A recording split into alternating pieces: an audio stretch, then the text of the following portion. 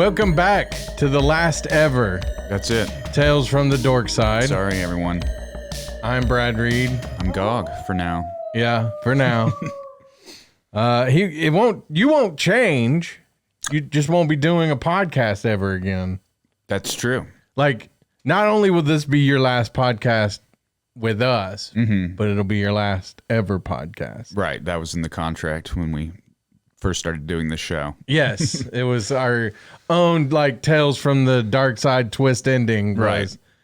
And you just didn't expect it to end so soon. That's true. It's like an opposite exclusivity contract. Like, Yeah. I'm free to do whatever podcasts I want while we're doing the show, but once the show ends, Yes, not allowed to do a podcast ever again. right. Because I don't want you to think that the grass is greener and feel like you can just leave now. Yeah. But I think the best idea is to limit your exposure to any other podcasts. I'm not even allowed to listen to podcasts. No. So, and I'm really kind of tempted to like cut you out of all the shows so that people aren't able to listen to you either. Oh, okay. Yeah. So this has been your plan all along. Yes. Since the beginning. We kid. It isn't the last podcast ever, but it is the last podcast for season 1. For season 1. What did we do? Like 26? Yeah. I think 27 That sounds episodes. about right. Yeah, I'd have to look it up on the old podcast page, but we're just going to take a little break. Yep. That's all. Sometimes you need to. You need to stretch your legs. And Yeah. And we did a lot of, we We've been did sitting in shows. these exact chairs for like 6 months now, so Yeah. it gets a little exhausting. Gog didn't even remember to bring a change of clothes. He just showed up in the forgot same my outfit every time. Forgot my diaper. But yeah, so we're gonna take a little break. Might just be like probably a couple months, maybe not too much longer than that. I wouldn't imagine. Nope. But we got a few things we kind of wanted to work on while we weren't focused on the podcast. Yes, indeed. Me and Gog are, I'd say we're writing a movie, like a short film, but I've only written like the first little sequence. So I feel ashamed. That's all I've done in like 6 months. That's fine. But Very good. That's why I was so thinking, we had the whole outline. We have it all outlined. Just got to connect all the dots to get it there. Right. And the thing is, though, like sometimes I feel like it's a good thing because I'm getting more ideas. Like, oh, I really didn't even think I could do that. And now I'm like, oh yeah, I should try this. I should try this. But then that can't just be an excuse to never do something. Yes. Sometimes you eventually have to finish a thing. Yes. So I'm going to get that finished in the off time, and then we will make plans on filming this project. I still don't want to give away much other details other than that. Right. I agree. Just because you'll steal it. So, but we've been, like I said, we're in the infancy stage right now, and we're going to see this one through, I hope, because I've been wanting to do this for a long time. Right. And even now, like I have some more ideas, Gog, like for some stuff that would not follow up. It might kind of take place in the same universe though, because I don't know why, but I'm just that type of person that I want it all to. The connectivity of everything. Yeah. Yeah. But it wouldn't be like it wouldn't quite be the same genre or anything like that. What I would like to do after might happen maybe before some of this stuff happens. Gotcha. But it might maybe involve some same characters here or there. You know what I'm saying? Like, I'd like to see a little of that.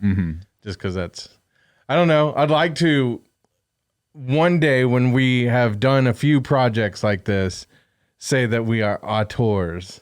Yeah. Yep. So that's my goal. Do we have to have other people refer to us as that, or is that like a title we can just give to ourselves? I don't know. Like, I think it'd be like saying, we're the best directors in Oklahoma or anywhere to be. We're the best directors in this room. I know I will soundly go on that. But I think that's a title people kind of give to you. Okay. More so than you've. And it's not like a Twitch verification. It just feels, you can't pay $8 a month. Yeah, it feels weird to be like, I'm going to be an auteur guy. But I am sure there are a lot of people out there that have that exact thought in their head. well, they should though. They should. And there's a lot that shouldn't probably. But Exactly. But I just feel like it's kind of one of those things that it's bestowed upon you, like knighthood maybe. okay. Especially if you haven't done anything yet, Right. then you can't say I'm an auteur just yet. Just yet. Because the whole definition is more about like, having a theme and different, recognizable elements to your movies that that connect each movie so that people know, okay, I am watching, for instance, a Rob Zombie film. Nice segue. Yeah. But I mean, Rob Zombie is an auteur, and we are going to talk about A House of a Thousand Corpses for this show today. But, there's some other auteurs that I would say, you've got like Wes Anderson, of course. Yep. I mentioned before that I wrote a paper on him in my film criticism class about, we had to watch movies and do all that for different auteurs, and he was the one that I wanted to do mine on. But Steven Spielberg, I guess, could be. He doesn't. I don't know that he has like a set style, but it's a Steven Spielberg film. Sure. But a lot of the times it's like that. It's like you have directors out there who might make the action film of the week, and you never even know who directed that film or whatever, right? But then you have people that like you're going there because it's a so-and-so film. Right. A Quentin Tarantino movie. Quentin Tarantino is he's a classic auteur. He works with a lot of the same actors from movie to movie. He has a visual style. He has a lot of the movies have like the same fonts and stuff when he's doing his graphics and whatnot. And then of course he has I almost feel like I was listening to Quentin Tarantino the other day, actually, and listening to. I'm almost going to tell you should, in the time that we're not doing a podcast, I'll let you listen to his. Okay. Where he goes back and he talks about movies that they used to, have at the movie at the movie store where he worked. Yeah. And they go through and they talk about them, but he talks about one movie where he says that. Because what we're doing isn't going to be a spoof. That's not the idea.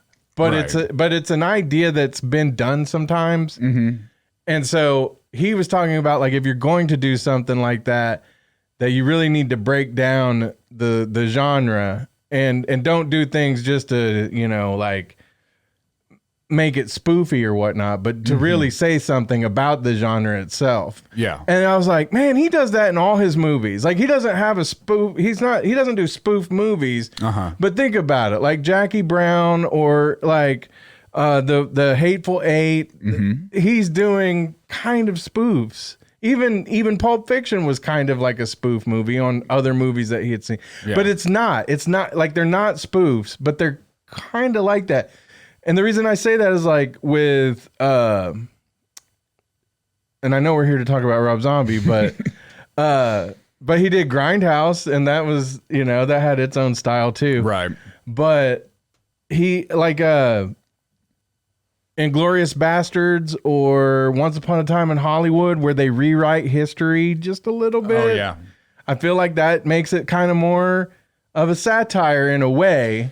Right. Without it coming off like that. Right. It's not like a silly thing that's happening. Right. So I was thinking, in what I want to do and what in my writing, like I want to do that. I want to break down the genre to where it's something that you don't even recognize that's what we're doing. Yeah. So anyway, a unique twist. Yeah. A new ingredient added to an already delicious recipe. Yeah.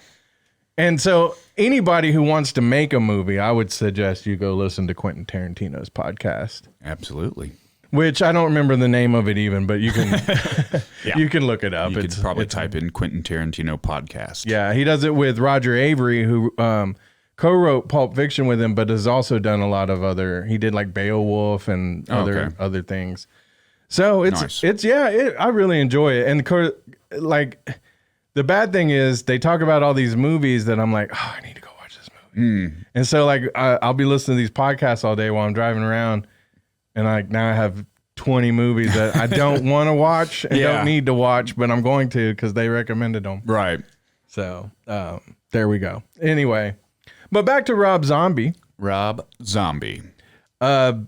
We picked Rob Zombie to close out the season because we're huge Rob Zombie fans. I believe that we've mentioned.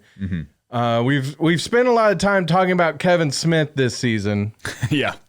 But he just gave up weed, so he's out. Yeah. He's out. No, I kid. Now we're going to talk about Rob Zombie, everybody. Yeah. Who I don't think smokes weed, probably. Probably not. He doesn't strike me like I didn't see him ever smoke weed in the 3 times I've met him. Yeah. He wasn't ever stoned or nothing like He that. doesn't eat meats or animal products either. He seems like he's like really straight into whatever projects or whatever he's doing, and probably doesn't smoke a ganja. Probably not. Like kind of like Henry Rollins, you know what I mean? Like just Yeah. I don't have that big of a sense of humor. Yeah. That's okay. But he I love Rob Zombie's music. I loved White Zombie. And then he started making movies, and I remember when this first movie came out, it was 20 years ago, Gog. I can't believe that. I saw some new like Tiny Terror, Toonie Terror, their NECA action figures. Oh yeah. And he was promoting them on his Instagram, and there's and he was talking about its 20th anniversary. There's a steel book for House of a Thousand Corpses coming out in April, so we're gonna pick that up. Oh yeah. And when we come back and begin season 2, we're gonna kick it off with a watch along. A long watch along. A long watch along. Usually we do the short ones with the Tales from the Darkside. Yeah, those are like 22 minutes apiece. Yeah, but we're gonna do some movies, I think, for season 2 and throw those in with them. Yes. Yeah. So, and tell us too in the comments, like, subscribe, do all that while we're talking about it. But in the comments, tell us, like, you know, do you want us to do more movie watch alongs? Do you want more of the horror movie generator? Right. What do you like? What do you like about season 1 so far? And what would you like to see? We kind of judge what you like off of the views on our videos. Sure. But you can't always, like, sometimes that doesn't. We might get one generator that does 30 and the next one does like 150. So it's like, oh, I don't know. Do the people love us? Do you guys love us? We need to know. We do need to know. We're sad like that. That's why we're entertainers. Yeah, because we want it to bounce back off of you and back to us. Yeah. Look at the thing I made. Yeah. But man, Rob Zombie 20 years ago. That's wild. Gog. Wow. I was living in an apartment. I was living with my parents still because I was still in high school. I had just started the radio. Yeah. Like, that was 2003, April. Yeah, like I hadn't even started it. I think what happened with this April 11th release, yeah, because it came out April 11th. So I probably got the DVD the end of April or something. Or, I mean, the end of 2003 or something like that. And so, because I was trying to think, like, I had just got into radio in April of 2003, like that time. And I moved into my apartment shortly after that. And so I remember getting the movie, watching it, smoking the bong. Yeah. And being like, my mind is blown. But prior to that, I was kind of like just really anxious because I'd been hearing about it for so long. Yeah. Were you in that same boat? Were you one of those people reading about like movies coming out and all that? Yeah. Yeah. I was always into that kind of stuff, especially with like, it was early on, it was more bands because I was very into music and playing music and things like that when I was around that age. So I would always get like the music magazines Yeah. You know what I mean? That's what I was going to say. It was probably because I was reading like Spin and Rolling Stone, Yeah, and so it was talking Alternative about Press. and just the vibe of Rob Zombie was so cool. Yeah. And, the video for Dragula and all that stuff, just the aesthetic of it all. He had a very nice, like, I don't know, presentation of what he was doing. Yeah, because his videos always have like that old school, like, it never surprised me when he did like the Munsters movie and stuff like that, because you can tell like the 70s influence. Yeah, I'm sure he dug the Addams Family too. Although I feel like it makes sense that he was kind of more of a Munsters guy. Yeah. Like, it's not like one was edgier than the other. Right, but it just does kind of make sense. Yeah, it's a little more,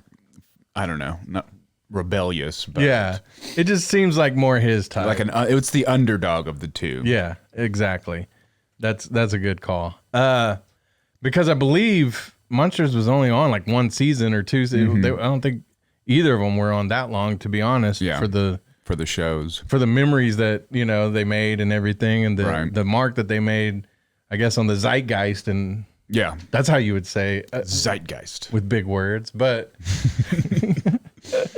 but yeah. So anyway, but you're right. Like his videos, his stage show, like all that, he just has that spooky vibe. Yeah, and so, and one thing that I like about Rob Zombie is I found out kind of much later. I remember when I was in high school and people listened to White Zombie, I was like, because I was kind of more like punk. I was into punk, and come to find out, so was Rob Zombie. Like his first few records were real punk, and, and he was kind of more art, like New York City art scene punk.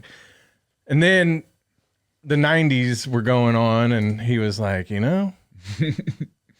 I think we can make some money doing this, and he was awesome doing it. I love White Zombie. So when I was hearing about this movie, there was a lot of controversy because it got pushed back, I'm certain, because it was supposed to be out, I don't even know, like years before. And I know for a fact that it had got like dropped and bought by another company. Oh yeah. And they made them change like the ending and all of that. Yeah. So it was just there was a lot of anticipation, right? Right. But I don't remember it coming out in theaters. And so like when I got mine, I still have the same copy, but come to find out, because we were going to end our season with a watch along. Yeah. Somebody has walked off. They left the case, but they walked off with the disc. Oh, don't you love it when that happens? And the reason I'm thinking conspiracy here, the Devil's Rejects, same diff, because I was like, oh, well, maybe it's in the Devil's Rejects box. Both of them are gone. Ooh. Yep. Yeah. Either that or my grandma came over and was like, chunked it. Right. He shouldn't be watching this. Yep. They don't need this evil in this household. Yeah. But no, let's jump into it though. Like, first of all, I think why we both enjoyed the movies so much is because it did stay true to like that White Zombie, Rob Zombie feel. Yes. It was very colorful. Right. Yeah. It still paid tribute to like the 70s kind of style, 80s style of movies. But I also thought that the movie is very, even though like maybe some of the themes might not be I guess anything groundbreaking, but like the dialogue and a lot of it's witty. Yeah. And I thought like even from the very beginning scene, like the opening scene where the two guys are robbing. Oh yeah. Captain Spaulding, and he's just talking right back to talking him. Shit. Yeah. Like, grandma. Yeah.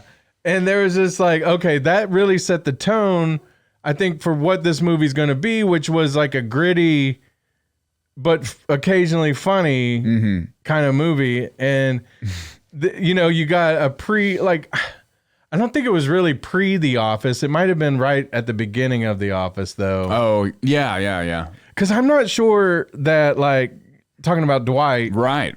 I'm not sure that, like, if he would have told them what kind of movie it was going to be, Because what? Let me look this up because I want to see when did The Office actually come out. Because I think it was afterwards. Yeah, I want to say because I'm blanking on Dwight's name now for some reason. Rainn. Yeah, Rainn Wilson. Okay, The Office debuted 2005. Yeah, because I was gonna say like I don't see them letting him do a movie like that while that was going on. But Rainn Wilson at that time, that might have been the first thing really I had seen him in. Yeah, that's definitely the first thing I had seen him in because I didn't associate him with anything. He was in Galaxy Quest. I don't remember that at all. He was very not like a huge role. I'm pretty sure he was one of the aliens. Really? Mm-hmm. That's funny. So, and then of course Chris Hardwick was in it. Which did you know who he was prior? I don't remember. It might have been before your time. Yeah, because he's like the nerd. He does the Nerdist. He did it. He did, but at this time he hadn't been doing much of anything. But before that he was on a show with Jenny McCarthy on MTV. It was like I'm trying to think of the name of the show. Out? Something like that. It might have been Singled Out. Yeah, the dating show. Yeah, the dating show. Okay. That's where he had kind of came into prominence. Yeah. In the 90s, where everybody would have known him. Mm-hmm. And then, after this movie, like he popped up in this movie, he's like, oh, wow. Yeah. And then, of course, like you said, he was in the Nerdist, or he did the Nerdist later. Yeah. And he did all the Walking Dead. The Talking Dead really, I think, put him in front of the mainstream audience. Mm-hmm. Yeah. And in fact, his mother follows our Nerds to Men account. Oh, really? Yeah. I don't remember how that happened, but that was awesome. That's pretty cool. Yeah. I never tried to like be like, hey, will you get us in touch with Chris? But probably should have. But yeah, so Rainn Wilson, and Chris Hardwick, that was really cool to see him come back doing like I never imagined that he would be in movies, and I think he did maybe a couple other movies after that, but yeah. There was some other people in the two ladies they were with weren't anybody that I knew. Yeah. They did fantastic jobs. Absolutely. And I want to mention their names, but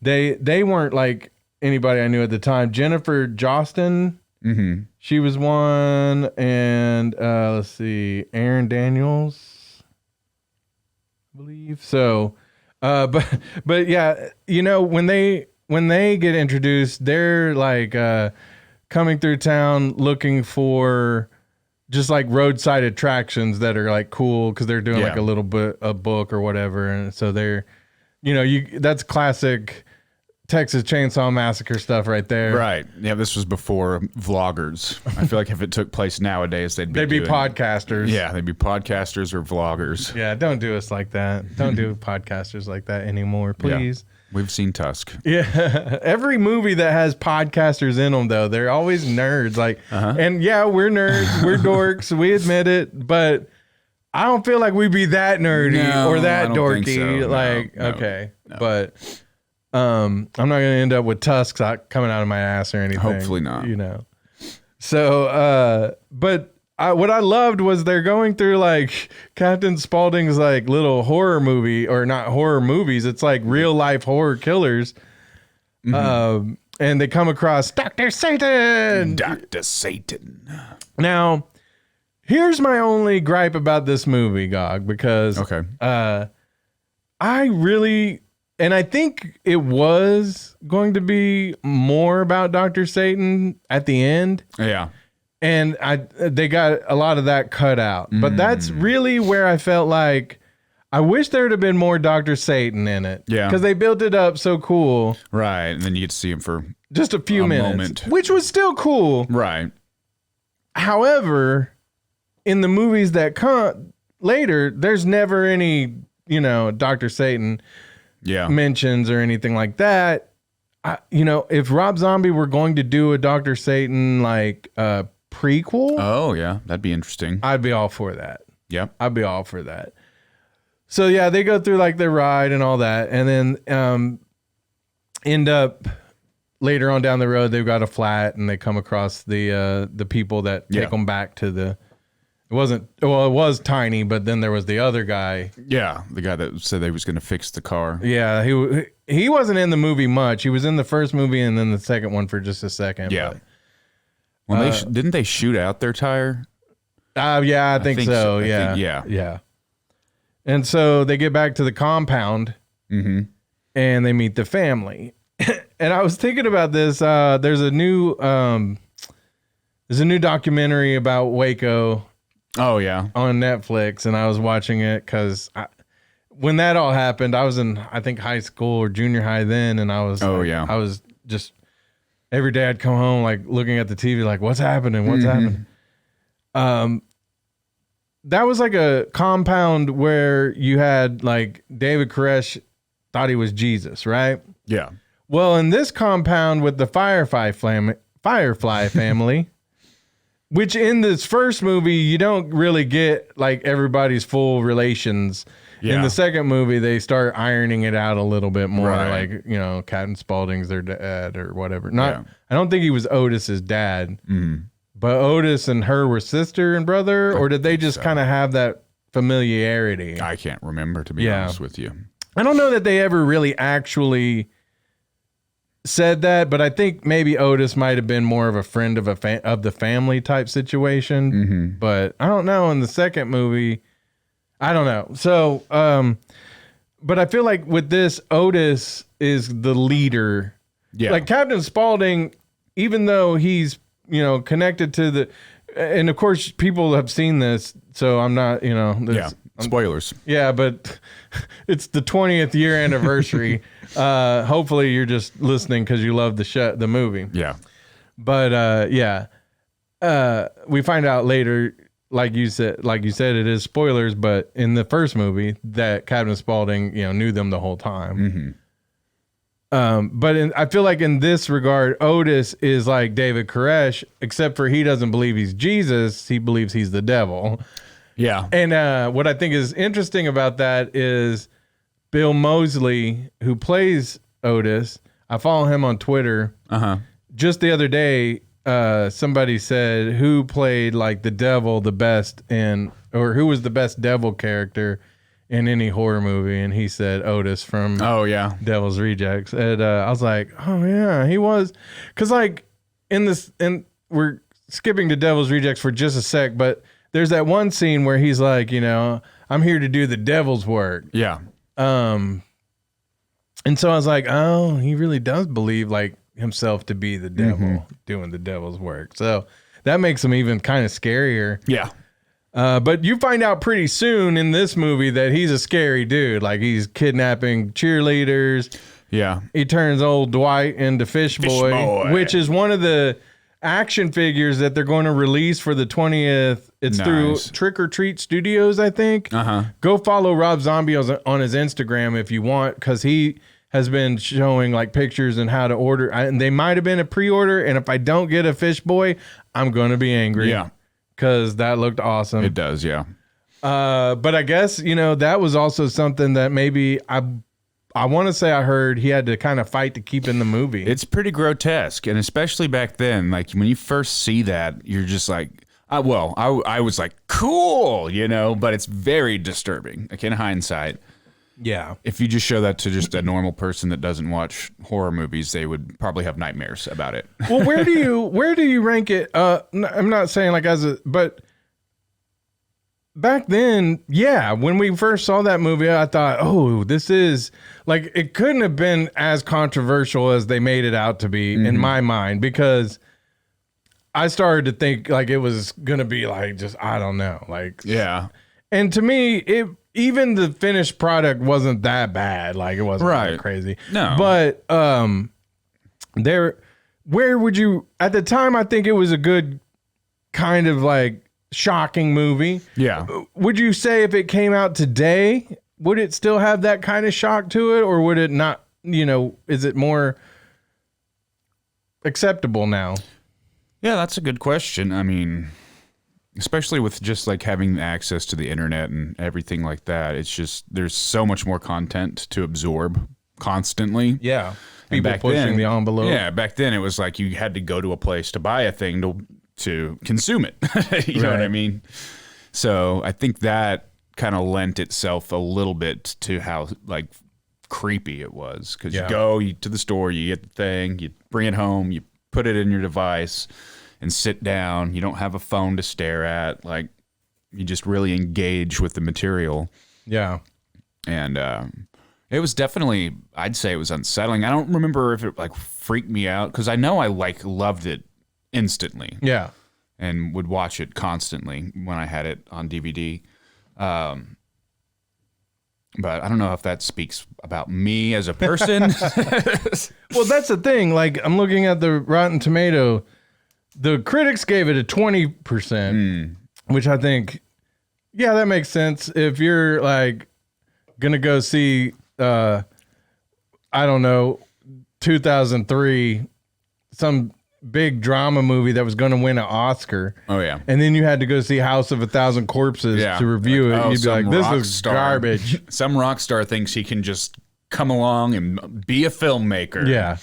But 65% of the audience gave it a good review and got a 60 or a 6 out of 10 on IMDb. Yeah. I still think should have been higher than that. I think so. And I think within the audience that does love it, like, it's very much a cult following a cult film in that way. Because what I would say is, like, if you're a Rob Zombie fan at all, whether it was his music or, well, at the time it wouldn't have been his movies, but now, let's just say now, then 100% of you are going to like it. Yeah. Probably, if you were a big Rob Zombie fan.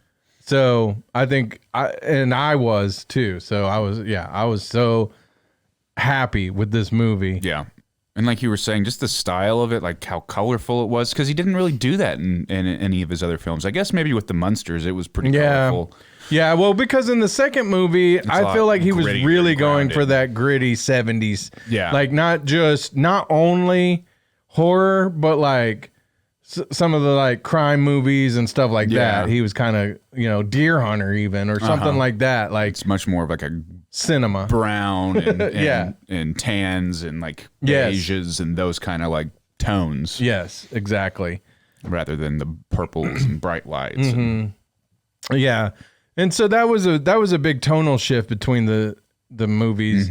Because even like you said, after that, like he went from more like maybe a little more tone of realism in his movies. And Devil's Rejects, in my opinion, is a more disturbing movie. Yeah. Devil's Rejects to me was hard to watch. It was, for me, the first time. There's a few scenes in it that go like real hard, and I'm like, I feel bad for liking this as much as I do. Like, I love it. Yeah. But I feel kind of bad. Like, maybe that makes me a bad person. But that's what good horror should do. It should make you uncomfortable, I think. Because so many horror movies now, people are like, oh, that terrified me. And I'm like, yeah, nah. It wasn't even that good as a movie. Right. Like, it was mid. Yeah.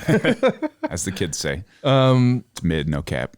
The only mid, I really feel like it was just a big... Because it was missing Captain Spaulding, was the Three from Hell. Yeah, I never watched that. And maybe I'll watch that. We need to watch it again. Because I only saw it the one time, but... Watch it again before we do like the full-on watch along. Yeah, I wanted to love it, and I was nonplussed by it. Yeah, I think I was just... There was a few of the movies that, as they came out, I just kind of started losing that really, like, that huge admiration for his work. And... There was what was it? The Lords of Salem. That was just. I loved it though. It was good. It was just so weird. Yeah, it's essentially an art film, and I think you have to kind of understand and appreciate that fact about it going into it. Definitely. And then 31. When I saw it in the theater, I didn't really like it that much. And then I rewatched it on DVD at home, and I don't know if it was just because I was in a different mood, but I enjoyed it a little bit more the second time around. But it still just wasn't. 31 felt like he was kind of mixing the movies, like, in a way, like he had taken like the Lords of Salem radio crew and mixed them with a little Devil's Rejects feel, and then was like, this is what it would be like if I could make a haunted house. Yeah. And which he does, or he did, Yeah. and I always wanted to go to that at Yeah. Universal Studios. I never did get to go, but I like 31. I thought it was okay. It just, I don't know. I really don't. I have to go back and watch it again to kind of give you a better criticism of it, but or a critique. And like me and Cameo were discussing this last week on our show. You know, criticism or critique, film criticism isn't necessarily always saying you don't like something. It's just breaking it down. Right. And I'd have to look at that one again to be like, well, what was the point of this one? Because did it hit that point, or Right. Like, what was his motivation kind of behind? or was he just like making a movie? Because it felt at that time at the time that I saw it, it kind of felt like he was just making a movie. Yeah. Well, I know it didn't have as big a budget. Just people were kind of like just not as thrilled about his movies at that point. So I think they crowdfunded that one. Right. And, it was like a similar situation with Kevin Smith doing the Jay and Silent Bob reboot. It just looks like a lower quality movie. Yeah, I mean, like I'm sure. I just hope that when we do it, it isn't our first movie. Yeah. Where they're like, they really lost it. They had it and then they lost it. They tried real hard. But yeah, I guess, every one of them, every year. Although Tarantino he's kind of batting 100 for me. But because even when I didn't like Hateful Eight so much, I went back and watched it again. I was like, I love it. Yeah. So. Yeah. But he also really takes his time between does. Projects. And supposedly he's working on his very last movie. That's what he's saying. Yeah, he said he was going to do like 10 movies and then be done. I don't want to. I would rather that he made 10 more bad movies.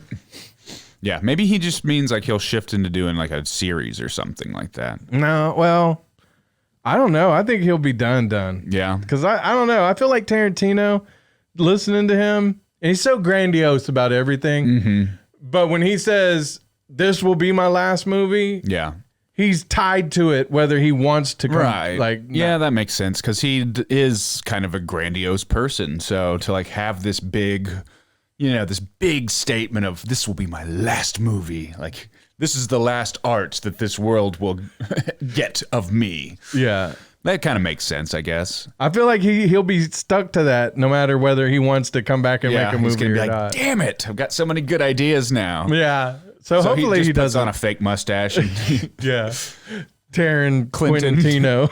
Clinton Florentino. That's what I'm going to change my name to for our... the newest movie by Gog and Taryn Quintino. Taryn Quintino. Yeah. So Smith and Kev. That's your name, Smith Ass and Winderson. Yep.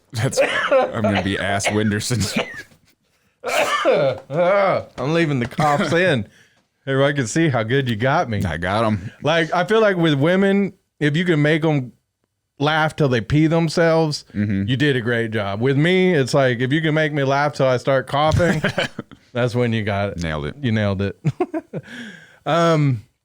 Yet we talked about the colors and everything like that, and there was a lot of that, but there was some like really cinematic scenes too, and the man, like the forever long shot right before Walton Goggins gets shot. Walton Goggins. That's exactly what I was about to look up. Like the longest shot ever. I loved that so much because remember there was like some music playing during the little shootout, and everything was kind of like in a little bit of slower motion. Right.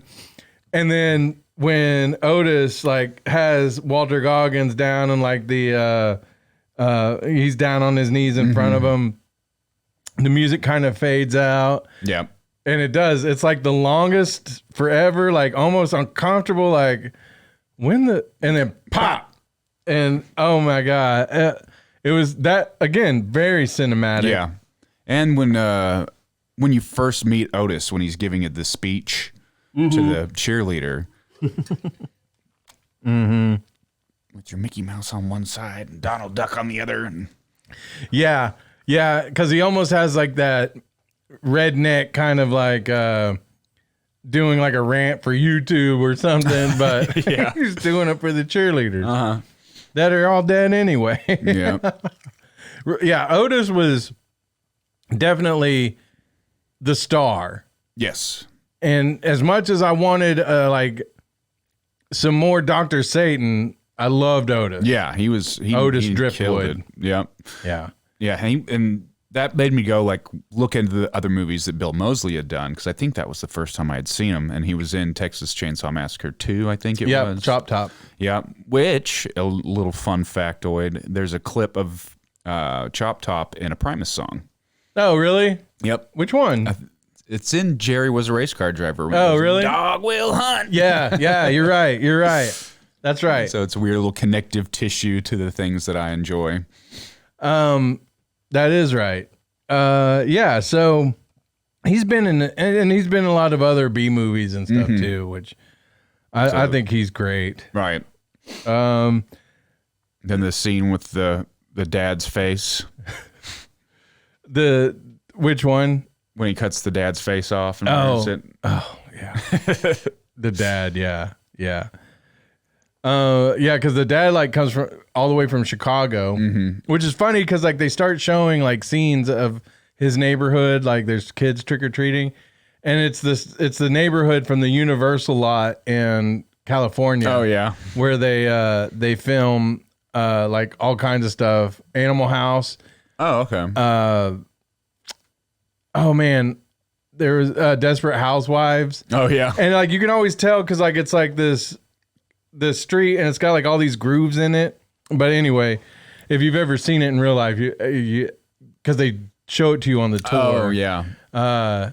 And you'll always notice it in movies and TV after that. That's like, funny. I was there. Yeah. In that neighborhood.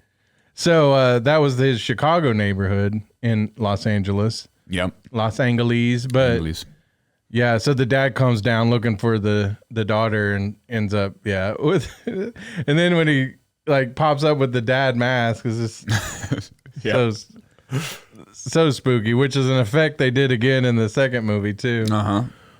But and of course you got Baby. Yeah. Sherry Moon Zombie. Oh yeah. It was probably that movie that I fell totally in love with her. If you see my I've got the picture of her when she's running down the lady because Run, rabbit. yeah, when it comes down to like the last girl there, and it's her and it's Chris Hardwick. Yeah. Isn't it? Yeah. Because they dump them in like the casket or whatever. They're gonna put them down, and then there was like one other girl, right? Because she's the one that gets out and runs, and so Sherry Moon Zombie goes and tracks her down, and so my buddy Nugget got me a signed copy of that picture from Sherry Moon Zombie. Thank you, Nugget. And so, but yeah, I loved her in that movie. Oh yeah. Oh my gosh. All the times I met Rob Zombie, because through the radio station, I worked on the rock station here in Oklahoma City. I met him like 3 or 4 times, which was dope. Because and he's always like a politely kind of like not over the top, but you know, he's a nice guy. He's a cool guy. But I never got to meet Sherry. He kept her away. He knew. Yeah, smart guy. Smart guy. But then, so the movie was great. But at that point right there is where I felt like the movie took another tonal shift. Yeah, when they go in the hole. Yeah. And so that part, I guess, had to be cut and reshot because of stuff that originally happened they had to cut out. And so like Rob Zombie's even recently, he said all the footage from the original, because of course everybody's like, well, I want the zombie cut. Yeah. You know, we're in the Snyderverse days where you get the Snyder cut, the air cut. I want the zombie House of 1,000 Corpses cut. Yeah. He says it's gone, it's been destroyed or whatever. I don't know if I believe it, but he's been showing some pictures lately from the set. And so like spoilers, but like where you see at the very end where Captain Spaulding picks her up in the Cadillac. Yeah. And Otis pops up in the back seat. Yeah. In the original, he picks her up and he's in like this big van. Looks like a big, bread van or ice cream truck or something like that. And so he didn't say for certain, but he alluded to the fact that it would have been Dr. Satan instead. Like a little mobile Dr. Satan station. I guess so.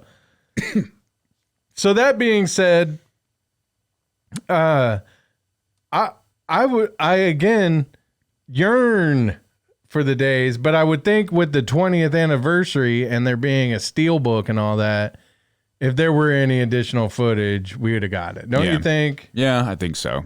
Because I'm sure there were some like outtakes and stuff on the DVD. That was another thing I really enjoyed about that disc was the special features they had on there.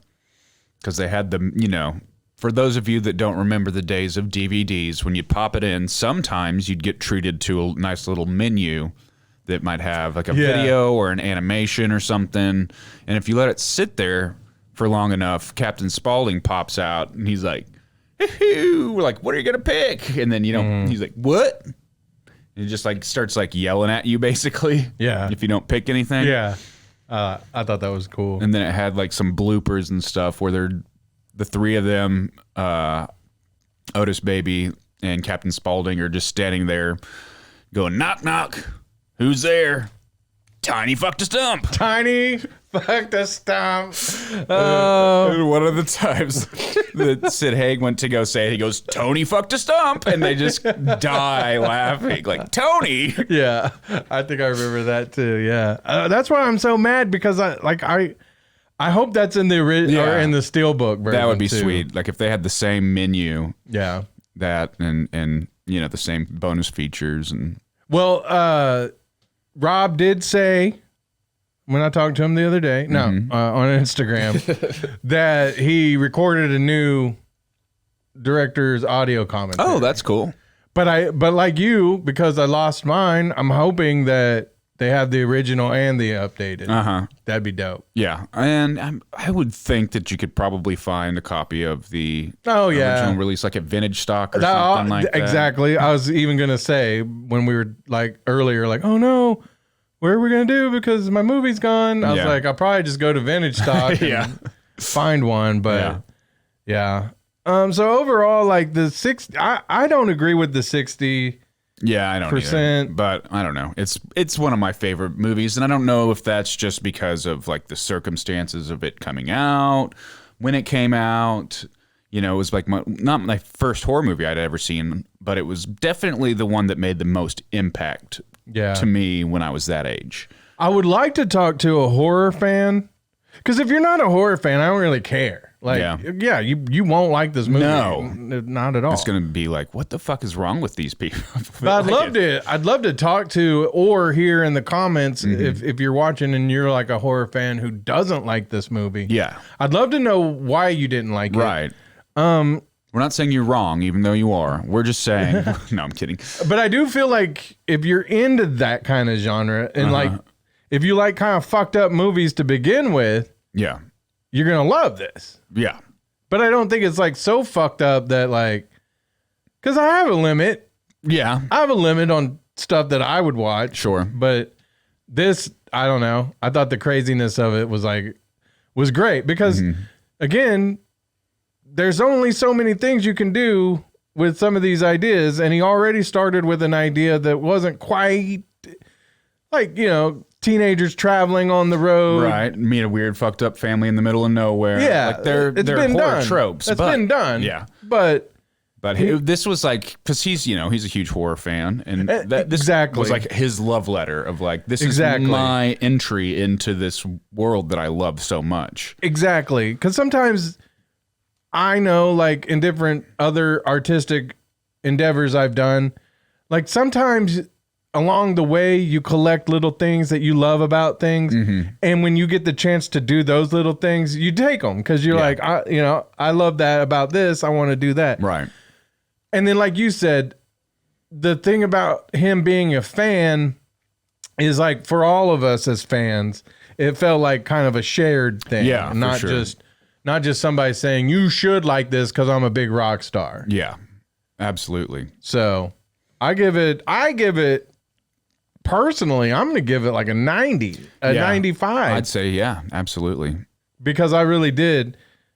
You know, and if we were going to break them down, I'd say House of a Thousand Corpses still, to me, might be his second best, only because I love Devil's Rejects Yeah. so much more for a lot of different reasons. Yeah. But I really, House of a Thousand Corpses was the first, and I loved it, you know. It's kind of like the first time you have sex. It's not perfect.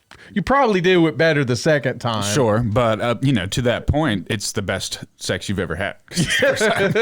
Yes, it is. So, you know, this is the best first season of a podcast. Yeah, I think we've ever had. I think so. Yes, the first season of a podcast with dork in the title. Yes, about horror movies and such. Yeah, which.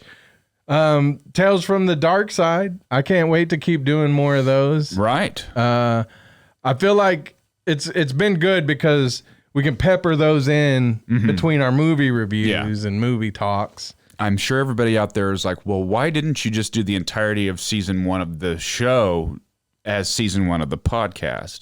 And that's not how we roll. We do what we feel like doing. Because we don't have the same budget. Yep. that Tales from the Darkside received when they went to shoot their first season.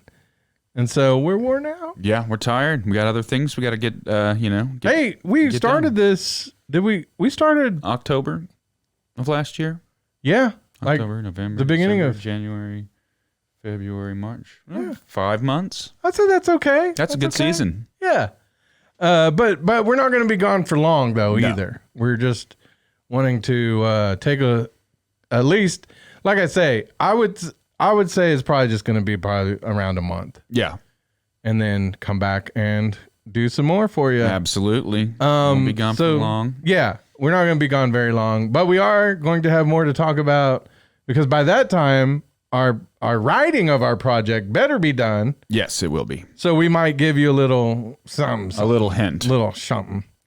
But yeah, so anything else that you would like to say as we conclude season 1 to the fans, to me, to the sponsors? Yeah, to the sponsors, I want to say thanks. Man, you guys have been great. Tall Balls Energy Drinks. Yes, Tall Balls. I know energy I didn't get around to getting one. I got a Monster today, but Tall Balls. Wow, that's the worst. It's the worst spot I've ever heard anybody do for. Like I love your drinks. I didn't get one. I got something else instead, but you guys are doing something great. I just this reminds me of a story I'll tell real quick. So when I was working for the radio stations, the sports animal, a few of them, Kiss, like they would have, I don't remember what it was. It was like maybe around this time even. But they would give away a car or whatever, and then that's part of the money raised would go towards charity and all that. It was good stuff. So I showed up to record for them on a Saturday. Well, the drive from my house, there's no 7-Elevens. There was a Circle K on the way. So I stopped and got a drink. Yeah. Because I need to stay hydrated. Yep. While it's filming. It's important. Yeah. So I get out there and all of a sudden, because it was 7-Eleven, that was one of the sponsors of this whole event. One of the salespeople comes up to me mad as hell. And she's like, what the fuck is wrong with you? I'm sure you've dealt with a few salespeople at the TV station, but yeah, she's normally like super nice. And so I was taken aback already. Like, why are you coming at me all funky like this? But I can understand a little bit, but 7-Eleven was mad about it. And I was like, well, 7-Eleven, did you provide me a drink? Yeah. No, you did not. You did not. Did you provide me a convenient location on the way? Yeah. No, you did not. Yeah. And you're calling yourselves a convenience store? Yeah. Yeah. So inconvenient, 7-Eleven. God. Which they wouldn't sponsor a show like this anyway, so fuck them. Fuck them. Taking a hard stance here. Fuck 7-Eleven. Fuck 7-Eleven. Now, when the movie comes out, we might have to... Yeah, might have to rein that in a little bit. They're not not going to sponsor that either. No, Fuck them. fuck 7-Eleven. Fuck 7-Eleven. That's our new shirt. That's I our new go to t-shirt. On Cue. Yep. Okay? Quick Trip, baby. Quick Trip. Buc-ee's for And life. Tall Balls energy drinks. But unfortunately, they don't. Here's the thing about Tall Balls energy drinks. Yeah. You got your Monster Energy over there. That's fine. But they don't. They save you money because they don't come in a can. You pour the Tall Balls energy powder into your water in a crock pot, and you shake it around. Yeah. You put it in a crock pot with a variety of ingredients that you find around the house. Maybe what we should do, Gog, like in the betwixt time, is we should show them how to make their own Tall Balls energy drink. All right. I think we'll get in touch with the sponsors, see what they think of that idea, and I'd love to. Okay. I think we'll do that. So Tall Balls energy drink, official sponsor of season 1. That's right. Hopefully they'll be around for season 2. That would be great. And hopefully so will you. Yes. And that's what I wanted to say in all seriousness is I appreciate everybody that is taking the time to check out what we're doing. Yeah. And hopefully you guys are getting some entertainment out of this. And if you, like we were saying, if you have anything that you would be interested for us to cover, like leave us a comment on any of the social media platforms, on YouTube. Make sure to smash that subscribe button. You know the drill. Yeah. But yeah, just thank you so much. And Brad, thank you. Yeah, thank you, God. For podcasting with me. I appreciate it because I really like to talk about horror. Yes. I like that when you've seen different movies or sometimes haven't seen certain movies. A lot of them. And so I like being able to be exposed to the movies that you're into and then also, get to, I kind of explain to you the movies like I would explain it to the audience who hasn't seen it. So I think it works out nice. Absolutely. And I just get to be like, haha, look at me. I look so smart with all the movies I've seen. I know all the movies. So anyway, but I do appreciate everybody who watches too. A lot of the thing, I don't always expect a whole lot because it's so new. Like in our first season, I would almost expect, like if we got a couple of views on our YouTube, I would be like, that's cool. But we've had some of the shows even like a whole lot that I've been like, nice. And I appreciate you guys. And that's why we don't want to take too long of a break either. We don't want you to like be like, let's find a new show. Yep. Because we'll be back soon. We'll be back. Yeah. So until then. Dorks ahoy! I didn't have my. I should have hit you, but I don't want to hit you with the Tall Ball energy drink. It'll give your skin a little discoloration. Yeah, 'cause I was like, what if it melted his face right here on the screen? That's the end of season 1 and the show forever. Yeah, because now I don't have any lits, and it sounds weird when I try to talk. Yeah, I'd have to replace you for season 2. Yep. That'd be just sad. do an AI version of me. Yeah. Oh, that'd be sad. Yeah. All right.